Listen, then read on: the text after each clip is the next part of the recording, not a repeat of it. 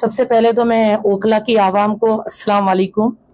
और मैं आपसे यही कहूंगी, मतलब बताना चाहूंगी कि इस बात को लेकर हम बहुत ज्यादा संजीदा हैं, क्योंकि मेरी साथ जो मेरे बराबर में बैठी हैं ये एक एनजीओ चलाती हैं, मेरी बहन है ये, और ये मुझे मुस्तकिल अपने एनजीओ के थ्रू, क्योंकि ये डोर टू डोर जाती हैं, झुग्गियों में वर्क करती हैं, सब जगह पहुंचती हैं, तो इनके जरिए मुझे बहुत पता चलता रहता है कि बाजी उस तरफ बच्चे जो हैं पढ़ाई नहीं करते हैं, एजुकेशन नहीं है, वो बेचारे मजदूरी कर रहे हैं। तो देखिए, आज हम ओखला के अंदर जब निकलते हैं तो देखते हैं होटलों के अंदर जो, जबकि उनको उस टाइम स्कूलों में जाना चाहिए, लेकिन वो बच्चे होटलों के अंदर काम करते हुए होते हैं। जो बच्ची मेरे बच्चे का बैग उठाकर चल रही है, मेरी बेटी का बैग उठा के चल रही है, उसकी भी उम्र 8 साल की, और जो मेरे घर पर काम कर रही है उसकी भी उम्र 8 साल की है। तो कहीं ना कहीं क्या हमारा दिल कांपता नहीं? क्या हमें कहीं झिझोड़ते नहीं? क्या हमें ये एहसास नहीं होता कि हमारे नबी ने सबसे ज्यादा इल्म पर जोर दिया और ये कहा कि इल्म हासिल करने के लिए आप चीन जाएं, लेकिन इल्म हासिल करें। आज अफसोस की बात है, हम सब खामोश हैं और हमारे बच्चे, आज छोटे छोटे बच्चे मजदूरी कर रहे हैं, होटलों के अंदर बर्तन धो रहे हैं, होटलों के अंदर सर्विस कर रहे हैं, खाना खिला रहे हैं। जब हम खाना खाते हुए होते हैं, एक 8 साल का बच्चा आकर हमसे ऑर्डर लेता है, उस टाइम क्या हमें तकलीफ नहीं होती? क्या हमारा दिल कांपता नहीं? क्या हम उस तरफ सोचते नहीं, काश अगर इस जगह मेरा बेटा होता, 8 साल का बच्चा, और मेरा बेटा आकर मुझसे ऑर्डर लेता, क्या हम उस टाइम, क्या हमारे दिल पर गुजरती? लेकिन हमें बिल्कुल भी एहसास नहीं है। तो हमारे ये कहीं ना कहीं ये खराब व्यवस्था और खराब जो यहाँ के जो मामलात हैं गवर्नमेंट की तरफ से, कहीं इसकी कमी तो नहीं रही कि बच्चों पे ध्यान नहीं दिया गया? बिल्कुल इसकी कमी रही है, बच्चों पर ध्यान नहीं दिया गया। क्योंकि आप आम आदमी पार्टी से ताल्लुक रखती है और पिछले 10 सालों से 12 सालों से आम आदमी पार्टी की सरकार रही है दिल्ली में, इस पर अरविंद केजरीवाल ने क्यों नहीं इस पर पूरी कोशिश की? नहीं, जब अरविंद केजरीवाल जी की सरकार रही, और देखिए मैं तो ये एक मुद्दा कौम का, अपनी, चाहे वो हिंदू है, मुस्लिम है, सिख है, ईसाई है, मैं हर बच्चे के लिए ये आवाज उठा रही हूँ। तो ऐसा नहीं मैं आज की सरकार को कुछ कह रही हूँ, लेकिन मैं, जब तक अरविंद केजरीवाल की सरकार रही, ये पूरा ओखला नहीं पूरा दिल्ली जानता है एजुकेशन पर मनीष सिसोदिया जी ने, अरविंद केजरीवाल ने किस कदर काम किया, और सरकारी गवर्नमेंट स्कूलों के अंदर जो सुधार आया वो अरविंद केजरीवाल जी की सरकार के अंदर आया।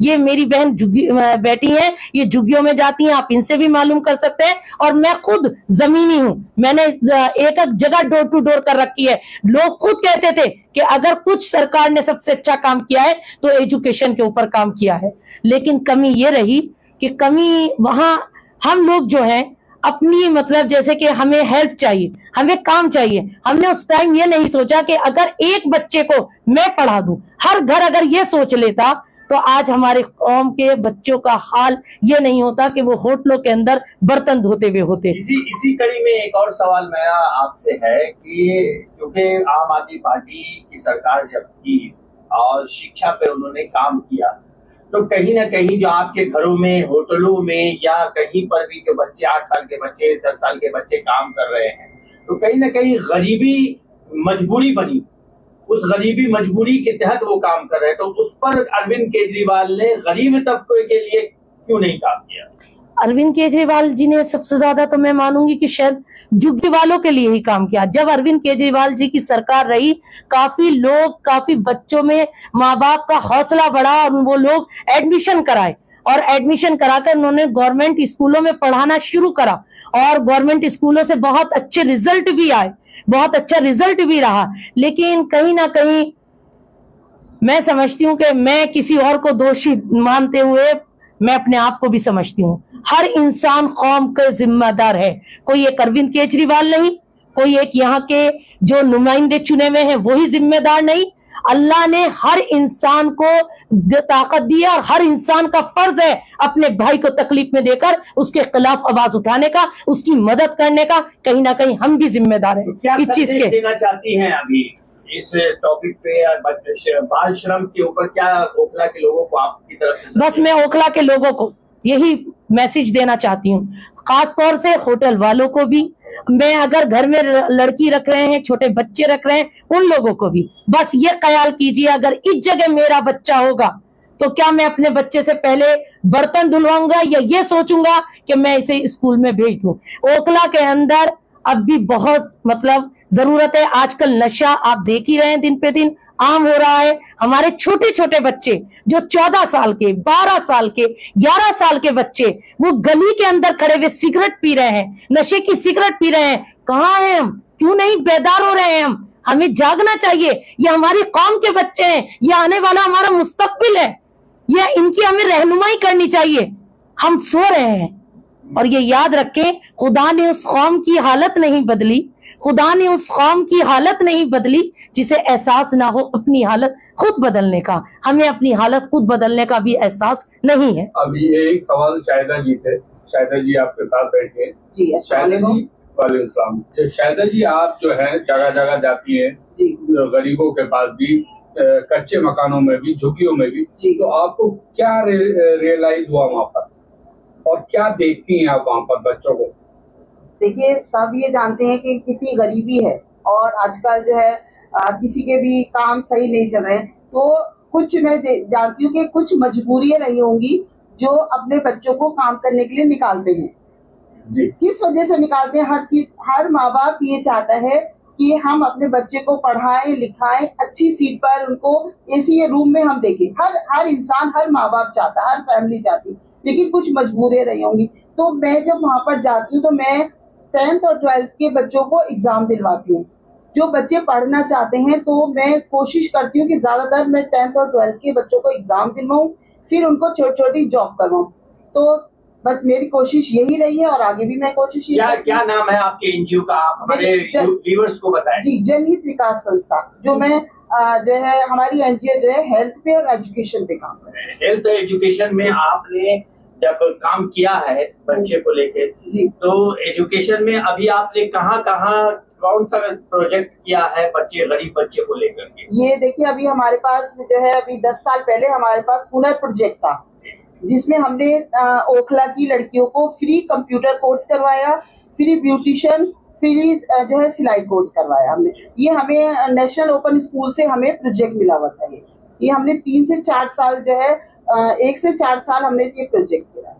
तो उसमें कितने बच्चों को फायदा हुआ आपके? इसमें देखिए, लड़कियों को ज्यादातर फायदा, क्योंकि लड़कियों के लिए था ये प्रोजेक्ट, जो था लड़कियों के लिए था। तो लड़कियां जो है अब ब्यूटिशियन का कोर्स कर वो जॉब कर रही हैं, या सिलाई का, घर में सिलाई कर वो जॉब कर रही हैं।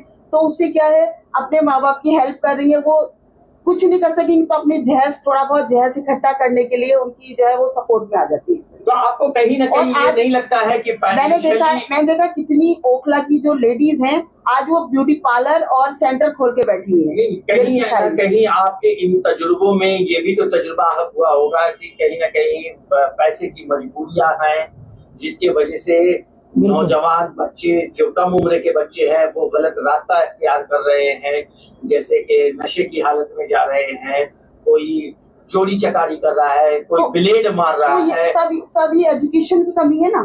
अगर एजुकेशन मिले तो क्या कहते हैं, ये क्यों हम क्यों करेंगे? जब उनको एजुकेशन मिलेगी, उनको अच्छी जॉब मिलेगी, अच्छा काम मिलेगा, तो वो नशे में क्यों जाएंगे? नहीं, तो कहीं ना कहीं आपको ये लगता नहीं है कि यहाँ पर जो एजुकेशन माफिया जो लोग बैठे हुए हैं, अभी हाल फिलहाल में ही आपने देखा कि नीट का पेपर लीक होना, ये सब माफियाओं का एक खेल था।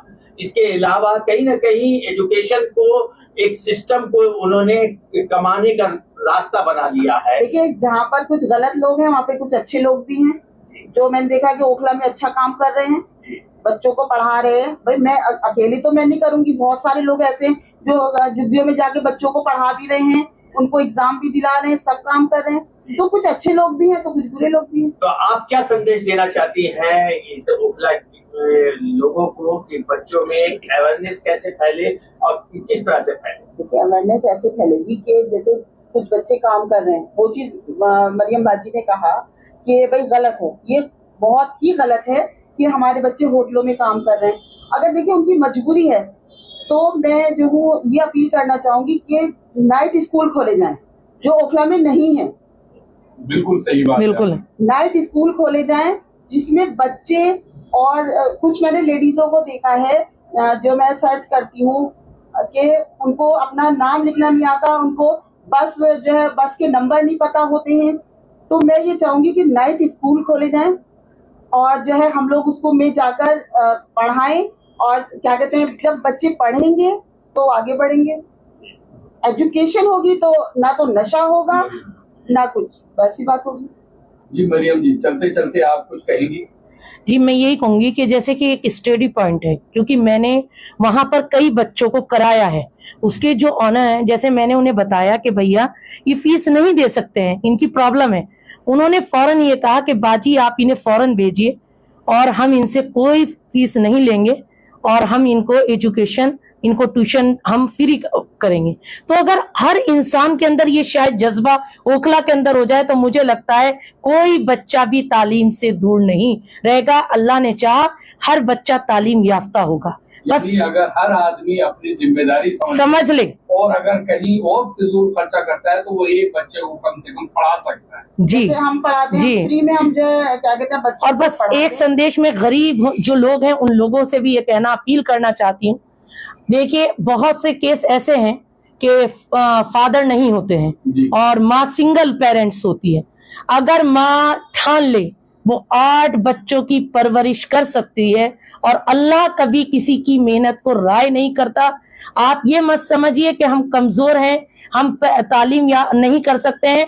बहुत से केस हमारे पास ऐसे भी हैं, सोशल मीडिया पे हम देखते हैं कि पान वाले की बच्ची SDM बनी, पान वाले की बच्ची ने वो अभी इंटर का रिजल्ट आया, टॉप किया। अब रिक्शे वाले की बच्ची ने टॉप किया। ऐसा नहीं है कि हम ये भी सोच लें हमने भी कुछ अपने आप को ज्यादा कमजोर कर लिया है। हम कमजोर नहीं है, हमारे पास ईमान की ताकत है, कलमे की ताकत है, और ईमान की ताकत से बढ़कर मैं नहीं समझती कि कोई ताकत हो सकती है। और अपनी जो गलत काम आसपास देखे उसके खिलाफ आवाज उठाएं। मैं ये ओखला को मैसेज देना चाहती हूँ, हम बिल्कुल नहीं डरें, सिर्फ डर और खौफ हमारे दिल में अल्लाह का हो और हक बोले, सच बोले, और सच अगर हम बोलेंगे तो अज़गैब से अल्लाह हमारी मदद करेगा। उनके लिए क्या मैसेज देना चाहती है जो लोगों के पास गुंजाइश होती है हर तरह की, लेकिन वो इस राह की तरफ सोचते नहीं? अगर वो ये सोचने लगे तो एक बच्चा, 2 बच्चे हर कहीं ले जाके वो पढ़ा सकते हैं, उनकी फीस दे सकते हैं, उनके आगे तक उनको पढ़ा लिखा बना सकते हैं। देखिए, मेरे साथ महिला विंग में काफी लेडीज हैं, जिस तरह एक शाहिदा थी, एक और थी, बहुत सारी बहनें हैं जो NGO चला रही हैं। लेकिन क्या होता है कि ये कहीं ना कहीं कमजोर कैसे हो जाती हैं, इनके पास इतना वो नहीं है कि ये लोगों को उसकी फाइट कर सके, ताकि लोगों को मदद पहुंचा सके, नहीं है इनके पास इतना। अगर हम सारे मिलकर और इन NGO वालों से जुड़े और कहें कि हम आपकी मदद करेंगे, आप अपने बच्चों टीचर लगाइए, आपके पास जगह है, अच्छे टीचर, तो हमारे बच्चे जरूर तालीम याफ्ता होंगे। मुझे लगता है ऐसी चीज नहीं है कोई भी चीज। और ओखला माशाल्लाह अल्हम्दुलिल्लाह, ओखला का इलाका एक जामिया से पहचाने और जामिया मिलिया से लोग इसे पहचानते हैं। आज सर सैयद अहमद खां अलीगढ़ में नहीं रहे हैं, लेकिन ऐसा काम कर कर गए हैं कि लोग आज भी उन्हें अपनी दुआओं में याद रखते हैं। तो मेरी हर से गुजारिश है हम भी कुछ ऐसा काम कर कर जाएं कि लोग हमें तो अपनी दुआओं में हमेशा याद रखें, जो सबका जारी बने। बहुत अच्छा लगा आपसे बात करके, बहुत शानदार आपसे बातें हुई, बहुत अच्छी बातें हुई है, और इस तरह की बातें। और एक मेरा मैसेज भी दें आप कि नाइट स्कूल जरूर होना चाहिए। बिल्कुल, जो बच्चे या लेडीज या कोई भी पढ़ना चाहते हैं तो वो नाइट स्कूल में आ जाएं। तो जो है हम इस पे सपोर्ट करेंगे, मरियम बाजी है, हम लोग हैं, सब सपोर्ट करेंगे। नाइट स्कूल का जो है कहाँ पर है, इसका एड्रेस? एड्रेस नहीं, अभी नहीं है। हम ये अपील कर रहे हैं कि आप लोग हमारी हेल्प करें, हमारे जगह दें या करें, खुलवाया जाए। इसमें हम लोग जगह है, अगर वो जगह दें तो नाइट स्कूल खुल सकता है। जी। और टीचर तो अवेलेबल हो ही जाएंगे। मैं खुद टीचर हूँ, मैं खुद फ्री में पढ़ाने के लिए तैयार हूँ। और खास तौर से अपने बच्चों को इसके साथ दीन की तालीम भी जरूर दें। आज हमारे बच्चों के अंदर दीन की तालीम की सख्त कमी है, उसे हम जरूर दें। बस मेरी सबसे अपील है। आपका बहुत बहुत शुक्रिया। बहुत बहुत शुक्रिया।